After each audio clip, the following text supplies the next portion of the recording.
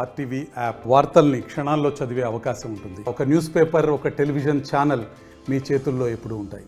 ఇక సర్పంచ్ ఉప సర్పంచ్ తొలగించేటువంటి ఆ హక్కుని కలెక్టర్లకి ఫుల్ పవర్స్ గా ఇచ్చేసింది. ఇక పోటీకి అడ్డుగా ఉన్నటువంటి 2కి పైగా పిల్లల నిబంధనని తొలగింపుగా రేవంత్ సర్కార్ అయిన కేబినెట్ లో చర్చించినట్టు తెలుస్తోంది. ఇకపైన 2కి పైగా పిల్లలున్నా కూడా సర్పంచ్ ఎన్నికల్లో పోటీ చేయొచ్చు.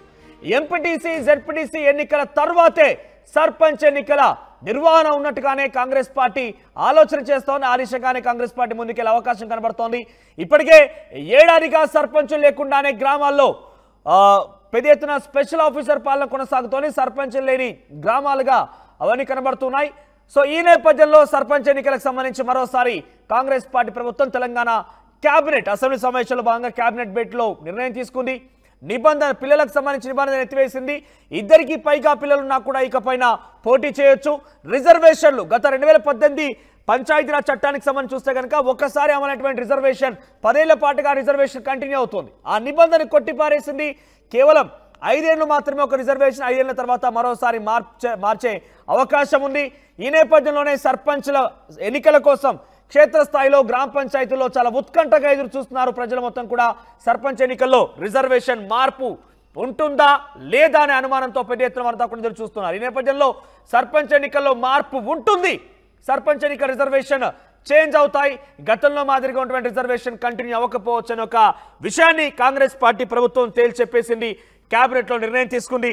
అయితే ప్రస్తుతం ఉన్న సినారియోని చూస్తే కనుక అది ఎంపీటీసీ జెడ్పీటీసీ ఎన్నికల్లో ఒక పార్టీ గుర్తుపైన అభ్యర్థులు పోటీ చేసే అవకాశం ఉంది. అయితే ఈ గుర్తుపైన పోటీ చేసేటువంటి ఏదైతే ఎంపీటీసీ జెడ్పీటీసీ ఎన్నికలు ఉన్నాయో ఆ మండల వారీగా 5 ఎంపీటీసీలకి ఒక ఎంపీపీ చొప్పున కొన్ని నిబంధనలు కొన్ని సవరణలు చేసిన తర్వాత ఎంపీటీసీ జెడ్పీటీసీ ఎన్నికల తర్వాతే సర్పంచ్ ఎన్నికలు ఉండే అవకాశం అయితే ఉంది. ఎస్ మరిన్ని అప్డేట్స్ మా ప్రతినిధి మధు అందిస్తారు. ఎస్ మధు, సర్పంచ్ ఎన్నికల కోసం క్షేత్రస్థాయిలో గ్రామ పంచాయతీలు వారంతా కూడా ఎదురు చూస్తున్నారు. ఏడాది కాలంగా సర్పంచ్ లేని గ్రామాలుగానే ఉన్నాయవన్నీ కూడా.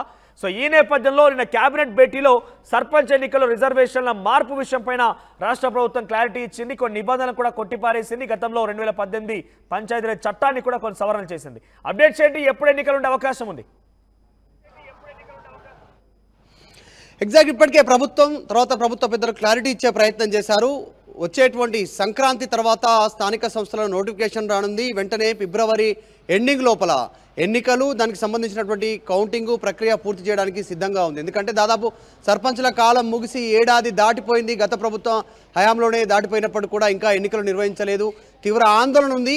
మాజీ సర్పంచులు, మాజీ ఉప సర్పంచులు ఆందోళన చెందుతా ఉన్నటువంటి సిచ్యువేషన్ ఉంది. క్షేత్రస్థాయిలో వారు గ్రామ అభివృద్ధి కోసం ఖర్చు పెట్టినటువంటి నిధులు పెండింగ్ ఉన్నాయి. వాళ్ళకి బిల్లుల పెండింగు, అన్నీ కూడా అప్పులు చేస్తారు, ఆస్తులు అమ్ముకుంటున్నాము అనేటువంటి సిచ్యువేషన్లో ఆందోళనకు దిగుతున్నారు.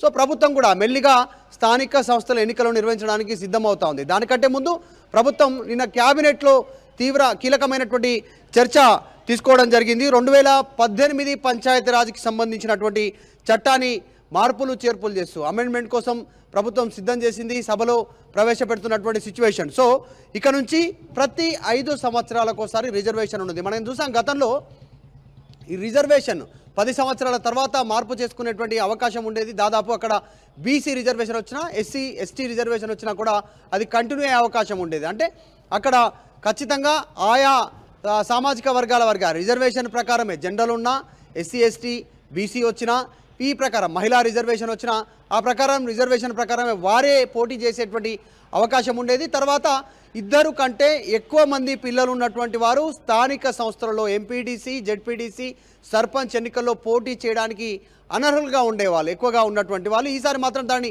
సవరిస్తూ పక్క రాష్ట్రం ఆంధ్రప్రదేశ్ ఏ రకంగా అయితే సవరించిందో పంచాయతీరాజ్ చట్టాన్ని ఇక్కడ కూడా చేంజ్ చేశారు. సో 2 కంటే ఎక్కువగా పిల్లలు ఉన్నటువంటి వాళ్ళు కూడా కుటుంబ సభ్యు వాళ్ళు పోటీ చేయొచ్చు. ఎంపీడీసీ జెడ్పీడీసీ సర్పంచ్ ఎన్నికల్లో వారికి అవకాశం కల్పిస్తూ కీలక నిర్ణయం తీసుకోవడం జరిగింది. కాకపోతే ఈ మార్పులు చేర్పులు చేసిన దాంట్లో కొన్ని కీలకంగా కొన్ని మార్పులు చేశారు. దాంట్లో సర్పంచ్ ఉప సర్పంచ్లను తొలగించేటువంటి ఫుల్ పవర్స్ కలెక్టర్లకు ఇస్తూ దీంట్లో నిర్ణయం తీసుకోవడం జరిగింది. తర్వాత జెడ్పీటీసీ ఎంపీటీసీకి సంబంధించినటువంటి ఎన్నికల తర్వాతనే గ్రామాల్లో ఈ సర్పంచ్ ఎన్నికలు జరిగేటువంటి అవకాశం ఉంది, మనం చూస్తూ ఉన్నాం. సో ఈ కీలకమైనటువంటి అప్డేట్స్తో బిల్లు ప్రవేశపెడతా ఉన్నారు. వచ్చేటువంటి సంక్రాంతి తర్వాత దాదాపు ఈ స్థానిక సంస్థల ఎన్నికలకు రూట్ క్లియర్ చేసుకుంటూ ప్రభుత్వం ముందుకు వెళ్తా ఉంది. అయితే అంటే సర్పంచ్లకు సంబంధించి క్షేత్రస్థాయిలో రిజర్వేషన్ల గురించి అనేక అనుమానాలు ఉన్నాయి. ఇప్పటికే ఏడాది కాలం పూర్తయిపోయింది. సో కొన్ని నిబంధనల ప్రకారంగా సర్పంచ్ ఎన్నికలు ముందు నిర్వహించే అవకాశం ఉంటుందా, లేదంటే ఎంపీటీసీ జెడ్పీటీసీ ఎన్నికలు ముందు నిర్వహించే అవకాశం ఉంది? అంటే ముఖ్యంగా ఇక్కడ జెడ్పీటీసీ ఎంపీటీసీ కంటే కూడా గ్రామ పంచాయతీ సర్పంచ్లే చాలా కీలకం. నిధులకు సంబంధించి తీసుకోవాలన్నా లేదంటే ఇంకేదైనా నిర్ణయాలు తీసుకోవాలన్నా సర్పంచ్లే చెక్ పవర్ ఉంటుంది కాబట్టి ఆ ఎన్నికల ముందస్తుగా వెళ్ళే అవకాశం ఉందా, లేదంటే ఎంపీటీసీ జెడ్పీటీసీ గురించి నిర్ణయం తీసుకోబోతున్నారా?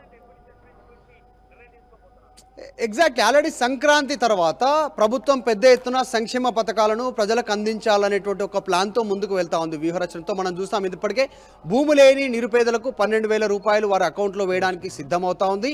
దాంతోపాటు రైతు భరోసా పెట్టుబడి సహాయాన్ని ఈ సంక్రాంతి నుంచే అమలు చేస్తామని చెప్పారు. ఇంకా తర్వాత రేషన్ కార్డు కూడా సంక్రాంతి నుంచి అమలు చేస్తామని చెప్పారు. ఇందిరమ్మ ఇండ్లకి సంబంధించినటువంటి విషయం సంక్రాంతి నుంచే స్టార్ట్ చేయబోతా ఉన్నారు. సో సంక్షేమ పథకాలు గ్రామ స్థాయిలో ఓటర్లను ఆకర్షించడానికి పెద్ద ఎత్తున ప్రజలకు సంక్షేమ పథకాలను చేరువ చేయడానికి సంక్రాంతినే ఎంచుకుంది కాబట్టి సంక్రాంతి తర్వాత స్థానిక సంస్థల ఎన్నికల నోటిఫికేషన్ వస్తుంది.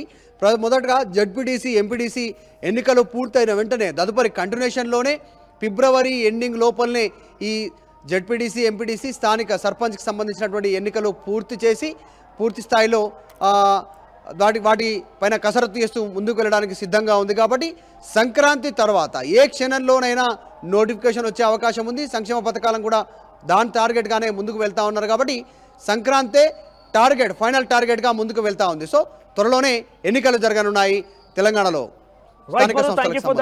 మొత్తం మీద సర్పంచ్ ఎన్నికల పైన తెలంగాణ రాష్ట్ర ప్రభుత్వం మరో కీలక నిర్ణయం తీసుకుంది. జరిగినటువంటి కేబినెట్ భేటీలో 2018 పంచాయతీరాజ్ చట్టానికి సంబంధించి కొన్ని సవరణలు చేసింది.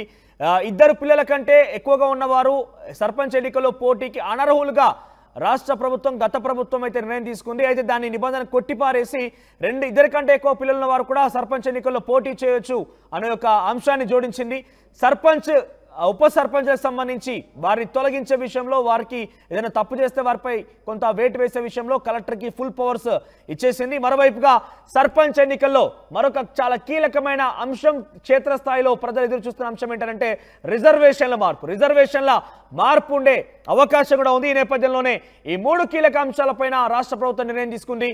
అయితే ఎంపీటీసీ జెడ్పీటీసీ ఎన్నికల కంటే ముందుగానే సర్పంచ్ ఎన్నికలు నిర్వహిస్తారంటూ కొంత భావించారు. కానీ ఎంపీటీసీ జెడ్పీటీసీ ఎన్నికలు పార్టీ గుర్తులపైన ఆధారపడి ఎన్నికలు జరుగుతుంటాయి కాబట్టి ఆ ఎన్నికలు అయిన తర్వాత క్షేత్రస్థాయిలో మరోసారి కాంగ్రెస్ పార్టీ తన సత్తా చాటి సర్పంచ్ ఎన్నికలు వెళ్లాలని నిర్ణయం తీసుకుంది. ఇప్పటికే ఏడాది పాటుగా సర్పంచ్ లేని గ్రామాలుగా తెలంగాణ రాష్ట్ర వ్యాప్తంగా ఉన్నాయి. స్పెషల్ ఆఫీసర్ పాలన కొనసాగుతోంది.